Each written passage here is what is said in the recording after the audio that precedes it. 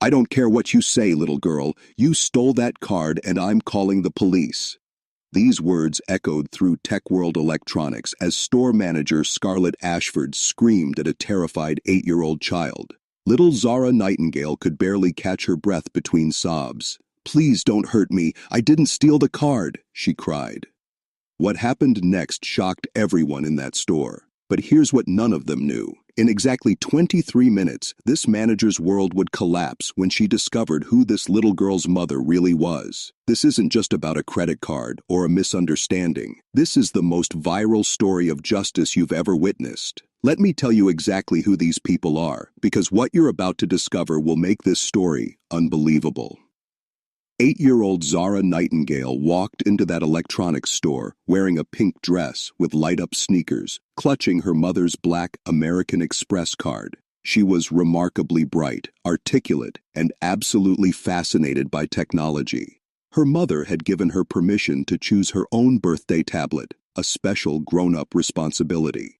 But Scarlett Ashford, the 45-year-old store manager, was having more than just a bad day. 15 bitter years at the same job, a recent divorce, and financial stress had turned her into someone who took frustrations out on customers, especially Black families.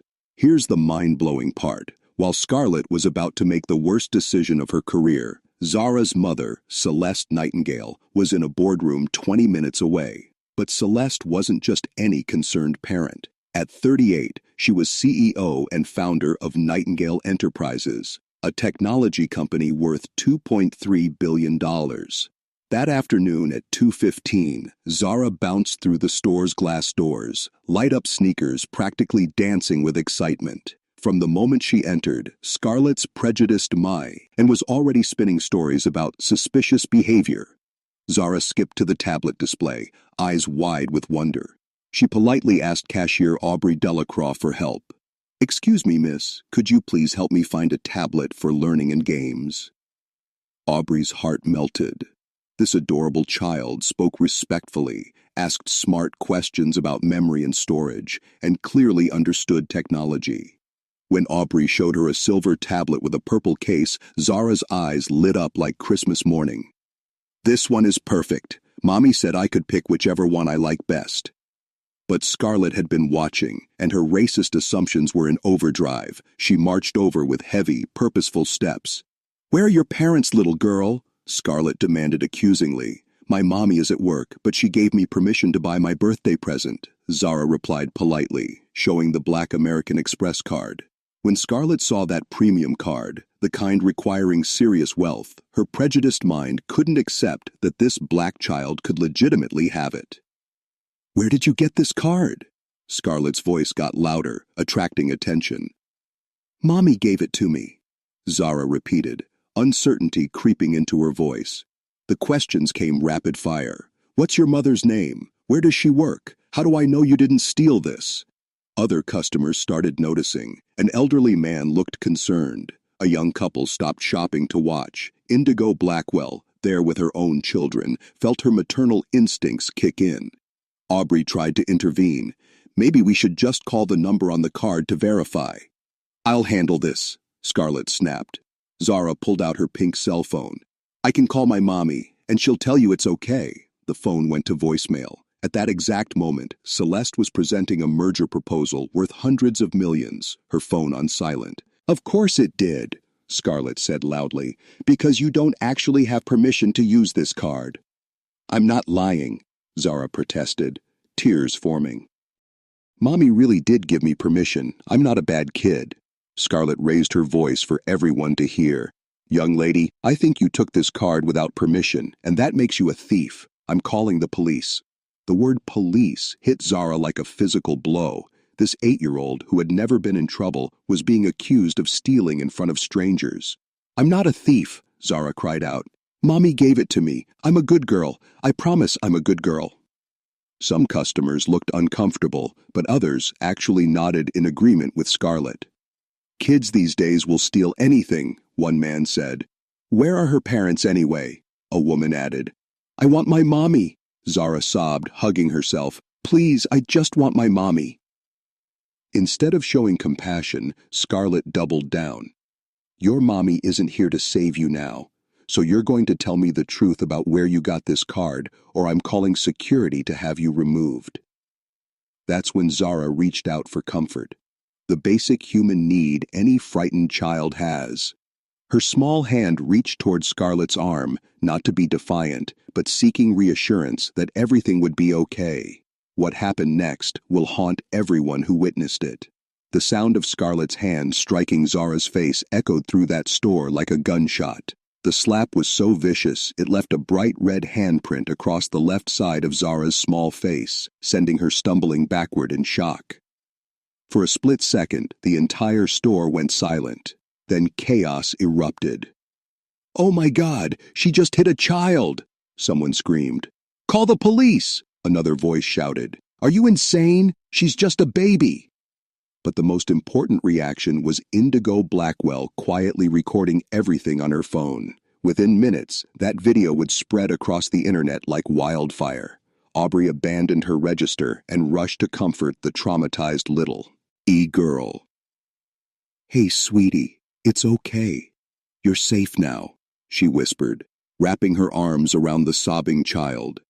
Zara collapsed into Aubrey's embrace, her small body trembling with shock. The red handprint was already starting to swell, visible proof of the violence she had experienced for the crime of being a black child in the wrong place. Scarlett was beyond reason now. Instead of showing remorse, she tried to justify her actions. "Get her out now. She was being disruptive and she's probably a thief. I had every right to discipline her when her parents obviously haven't." The audacity was breathtaking. She had just assaulted an 8-year-old and was painting herself as the victim. Meanwhile, Zara's desperate call finally reached her mother's office. Margaret Chen, Celeste's executive assistant, recognized the voice of her boss's daughter even through the tears. "Margaret, it's Zara. A mean lady hit me and I'm scared and I want my mommy." Margaret's blood ran cold. She burst through the boardroom doors without knocking, interrupting the most important meeting of Celeste's career. "Celeste, you need to come now. Zara is in trouble at a store and someone hurt her." The room went silent as Celeste Nightingale's face transformed from composed CEO to terrified mother in 2 seconds. "What do you mean someone hurt her?" She called crying, said a lady hit her at an electronics store. Celeste was already moving toward the door. "Which store? Where is she?" "Tech World Electronics on 5th Street. Call my security team, call my lawyers and cancel everything on my schedule. Someone just made the biggest mistake of their life." 23 minutes. That's exactly how long it took for Scarlett's world to come crashing down. A black luxury SUV screeched into the parking lot, tires smoking. Celeste Nightingale stepped out wearing a tailored navy suit, but this wasn't CEO Celeste. This was Mama Bear Celeste. She moved toward the store with focused intensity that made everyone step aside. The automatic doors opened and Celeste stepped inside like a hurricane making landfall. Her eyes found her worst nightmare, her 8-year-old daughter with tears streaming down her face and a bright red handprint on her cheek. "Zara!" Celeste called out. "Mommy!" Zara cried, running to her mother. Celeste dropped to her knees, catching her daughter and examining the red mark. "I'm here, baby. Who did this to you?" Scarlett watched with the same suspicious expression she'd worn all day. "Finally showed up, did you? Your daughter has been disrupting my store, probably trying to steal merchandise, and when I tried to discipline her appropriately, she became completely out of control." The store went dead silent. Celeste slowly stood up, keeping one protective arm around her daughter. "You disciplined my daughter? You put your hands on my 8-year-old child?" "She was being disruptive, and she had a credit card that obviously wasn't hers. I had every right to maintain order in my store." That's when the police officers arrived, expecting a routine shoplifting call. Officer Rodriguez immediately noticed the red handprint on Zara's face. "Ma'am, I'm going to need to see some identification," he said to Celeste respectfully. Celeste handed him her driver's license and business card. "Celeste Nightingale, CEO of Nightingale Enterprises, and this is my daughter who appears to have been assaulted while shopping for her birthday present." Rodriguez looked at the business card, and his eyes went wide. Nightingale Enterprises was one of the biggest employers in the city. Assistant manager Dante Moro saw exactly who was standing in his store: the business card, the name, the face from Fortune magazine. His face went ghost white because he knew something Scarlett didn't. Tech World Electronics was just a tenant paying rent to Nightingale Real Estate Holdings, a subsidiary of Nightingale Enterprises. Scarlett Ashford had just physically assaulted the daughter of her landlord. "Ma'am, can you describe what happened?" Officer Rodriguez asked. "According to multiple witnesses and video recording, your store manager struck my 8-year-old daughter across the face." "Ma'am, did you strike this child?" Rodriguez asked Scarlett directly. "I disciplined her appropriately when she became out of control." "So you admit to striking a minor?" Dante finally found courage to approach. "Miss Nightingale, I am so sorry about what happened to your daughter. Scarlett was acting completely outside company policy." Scarlett looked confused. "Dante, what are you doing? We need to explain that this child was clearly shoplifting." "Scarlett, shut up. Do you have any idea who this is? This is Celeste Nightingale, as in Nightingale Enterprises, as in our landlord." The color drained from Scarlett's face, but her pride wouldn't let her back down. "Well, how was I supposed to know that? She should have told me who she was instead of letting her daughter run around unsupervised." "Let me understand this correctly," Celeste said, with boardroom authority. "You admit to striking my 8-year-old daughter, and your defense is that you didn't know who I was?" "Ma'am, you're under arrest for assault on a minor," Officer Rodriguez announced. But getting arrested was just the beginning. Celeste seamlessly shifted into CEO mode while comforting her daughter. "Officer Rodriguez, I need to see the security footage immediately. I want a complete record of everything that happened." Dante stumbled over himself, rushing to the security office. The monitor showed multiple angles: Zara entering with excitement, Scarlett's surveillance, the escalating confrontation, and the moment that made Celeste's jaw clench: a grown woman striking her daughter with enough force to leave a mark. "Play that part again," Celeste said quietly. She watched it 3 times, building her case with precision. "Now, I need you to call your corporate headquarters and get your regional manager on the phone immediately," Celeste commanded. Dante's hands shook as he dialed. When he got through, Celeste took the phone and put it on speaker. "This is Celeste Nightingale, CEO of Nightingale Enterprises. I'm calling to inform you that one of your employees has just committed assault on my 8-year-old daughter at your 5th Street location." The voice became deferential immediately. "Miss Nightingale, I'm so sorry. Can you tell me what happened?" "Your store manager, Scarlett Ashford, physically struck my daughter across the face. The entire incident was captured on security cameras and recorded by customers. It's already going viral on social media." "Miss Nightingale, Tech World Electronics does not condone violence against children. We will investigate immediately." "You don't need to investigate. I have video evidence, multiple witnesses, and a police report.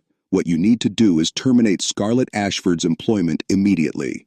"Of course, absolutely. Consider it done." "I also want Dante Moro demoted and transferred for failing to intervene when he witnessed child abuse. And as owner of this property, I'm implementing mandatory training protocols. Any employee who discriminates based on race, age, or appearance will be banned from working in any business on my properties." While this corporate destruction happened via speakerphone, 3 black SUVs with tinted windows pulled up outside. Celeste's personal security team entered, speaking into earpieces and scanning with professional precision. But they weren't the only backup arriving. News vans appeared as Indigo's video exploded across social media. "The video has over 2 million views already," Indigo announced. #Justice for Zara is trending nationally." Scarlett's realization that her cruelty was being watched by millions, that her face was now synonymous with child abuse, hit her all at once. "This is insane," she protested as Officer Rodriguez escorted her out. All of this over one little incident. As officers guided her through the store, Celeste stopped them. She looked directly at Scarlett. You put your hands on my 8-year-old daughter. You traumatized a child because of your prejudice and hatred. The consequences you're facing are just the beginning. My lawyers will file criminal and civil charges. You will never work in retail again, and every time someone searches your name, they'll see exactly what kind of person you are. But more importantly, what you did wasn't just an attack on my daughter. It was an attack on every black child who has been made to feel unwelcome, every family treated with suspicion, every person who has faced discrimination. The world is watching, and they're going to see what happens when people like you think you can treat children like criminals. As Scarlett was pushed through the exit doors, customers began to applaud. The sound grew louder as more joined in, applauding justice, applauding a mother who protected her child, applauding accountability. Outside, news crews captured every moment while the story was picked up by national outlets. But inside, Celeste focused on something more important than revenge. She turned to Aubrey. "What's your name?" "Aubrey Delacroix, ma'am."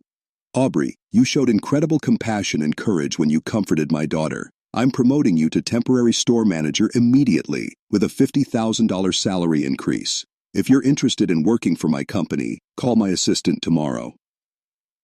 2 hours later, Zara sat in her favorite ice cream parlor, a double scoop of strawberry in front of her, trying to make sense of what happened. The red mark was fading, but confusion remained in her innocent eyes.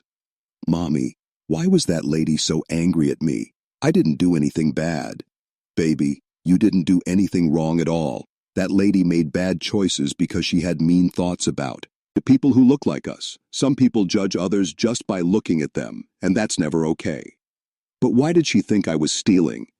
"Because some people have been taught wrong things about black children and families. They see a little girl like you, and instead of seeing how smart and sweet you are, they see something scary. It's not fair, but it happens." "So she was mean to me because of my skin?" "That's part of it, yes. But sweetheart, her meanness says nothing about you and everything about her. You are perfect exactly as you are, brilliant, kind, and brave. Nobody has the right to make you feel like you're not." "I was so scared, Mommy. I kept calling for you."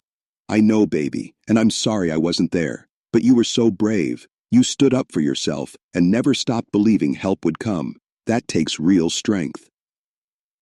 This conversation was happening while a national dialogue sparked across the country about how black children are treated in public spaces and what real consequences should look like. But Celeste wasn't content to let the internet have its say. She was using her power to create lasting change.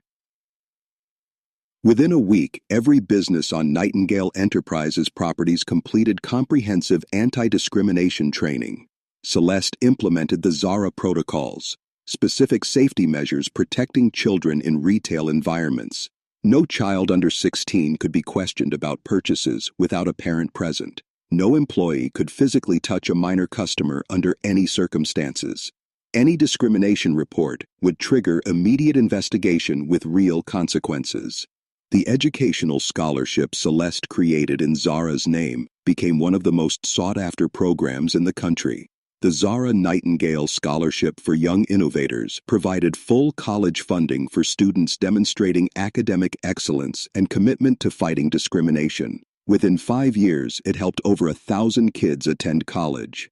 Indigo Blackwell, who recorded the viral video, became a powerful advocate through her organization Witness and Act, training adults to intervene safely when they see children being mistreated. "Silence is complicity," she would say. "When adults hurt children, we have to do something." Scarlett's consequences were swift and severe, charged with felony assault on a minor, unemployable in any customer-facing role, forever linked to child abuse in background checks. The woman who thought she could intimidate an 8-year-old discovered that actions have consequences, especially when caught on camera and viewed by millions. 6 months later, something beautiful happened. Zara came to her mother with an idea.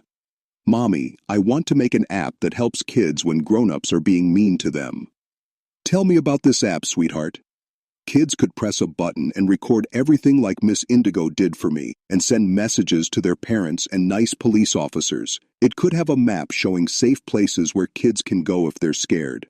Working together, mother and daughter created the Kindness app, allowing children to document bullying or discrimination, connect with trusted adults, and find safe spaces.